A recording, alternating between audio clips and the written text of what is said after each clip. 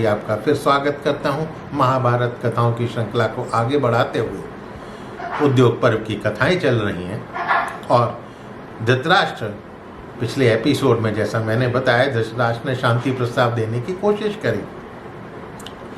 अब ये सब सुनकर दुर्योधन अचानक से आगे आ जाते हैं और अपने पिता को बोलते हैं, महाराज आप डरे नहीं, हम लोग शोक करने योग्य नहीं हैं, हम बलवान हैं, शक्तिशाली हैं और युद्ध भूमि में शत्रुओं को जीतने की ताकत रखते हैं। पांडवों को जब वन में भेज दिया था तब सेना सहित कृष्ण यहाँ आए थे। वो परस्पर मिलकर कौरवों की निंदा करने लगे और बोले कि धृतराष्ट्र के हाथों से राज्य को लौटा देना ही कर्तव्य है। तब मैंने भीष्म, द्रोणाचार्य, कृपाचार्य से निवेदन किया था कि मुझे लगता है कि पांडव लोग अपनी प्रतिज्ञा पर स्थिर नहीं रहेंगे क्योंकि कृष्ण हम लोगों का विनाश करना चाहते हैं। केवल विदुर जी को छोड़कर आप सब लोग जो है मार डालने योग्य समझे गए हैं, ये मुझे पता लगा है। धृतराष्ट्र धर्मज्ञ हैं, ये सोचकर उनका भी वध नहीं किया जाएगा, विदुर का भी वध नहीं किया जाएगा। कृष्ण हमारा सर्वनाश करके कौरवों का एक राज्य बनाकर युधिष्ठिर को सौंपना चाहते हैं। ऐसी अवस्था में हमारा कर्तव्य क्या है?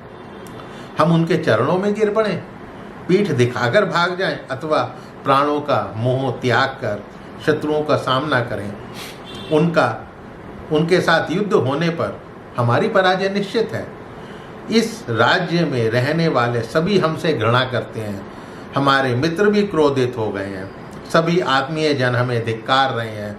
इस समय नतमस्तक हो जाने में कोई दोष नहीं है, लेकिन अपने प्रज्ञाचक्षु पिता धृतराष्ट्र के लिए शोक हो रहा है।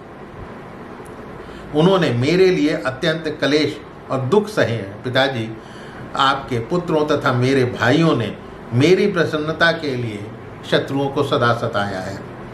ये सब बातें आप पहले से ही जानते हैं।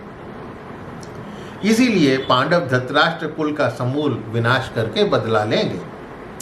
मेरी ये बात सुनकर भीष्म, द्रोणाचार्य, कृपाचार्य ने भी आश्वासन देकर कहा था कि यदि शत्रु पक्ष के लोग हमसे द्रोह रखते हैं तो हमें डरना नहीं चाहिए, वो हमें युद्ध में जीतने में असमर्थ हैं।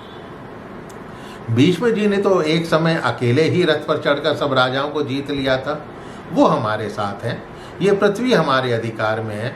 हमने जिन राजाओं को यहाँ बुलाया है वो हमारे सुख दुख को अपना ही सुख दुख मानते हैं और मेरे लिए वो जलती आग में भी कूदने को तैयार हैं।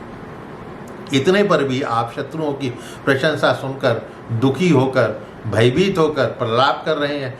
ये सब देखकर राजा लोग हंस रहे हैं।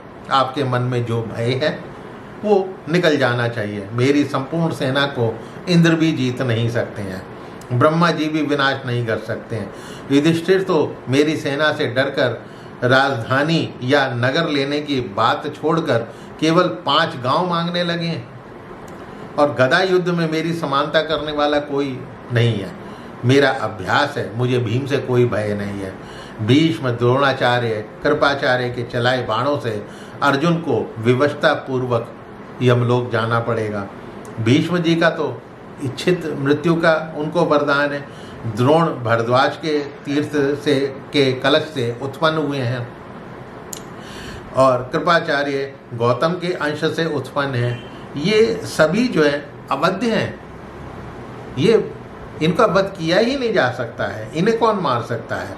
कर्ण को परशुराम जी ने कहा था कि अस्त्र शस्त्र विद्या में तुम मेरे समान हो और उनके पास जीवन रक्षक कवच और कुंडल हैं जिन्हें इंद्र को देकर उन्होंने अमोघ शक्ति प्राप्त कर ली है।